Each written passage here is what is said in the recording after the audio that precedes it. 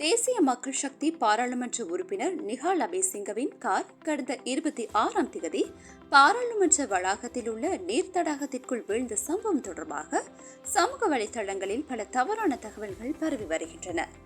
குறிப்பாக அவரின் சாரதி குடிபோதையில் வாகனத்தை செலுத்தியதாகவும் விபத்தின் போது பாராளுமன்ற உறுப்பினர் வாகனத்தில் இருந்ததாகவும் சமூக ஊடகங்களில் பரப்பப்பட்டு வந்தன. போலீசார் மற்றும் ஊடகங்கள் வெளியிட்ட தகவலின்படி இந்த விபத்து புதிய பாராளுமன்ற உறுப்பினர்களுக்கான செயலமர்வின் போது நடந்தது.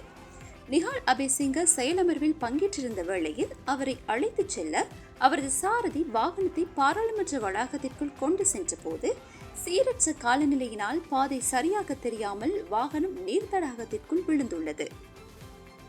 மேலும் இந்த சம்பவத்தில் எவருக்கும் காயங்கள் ஏற்படவில்லை எனவும் சாரதி மது அருந்தியதாக எவ்வித ஆதாரமும் இல்லை எனவும் போலீசார் உறுதிப்படுத்தியுள்ளனர்.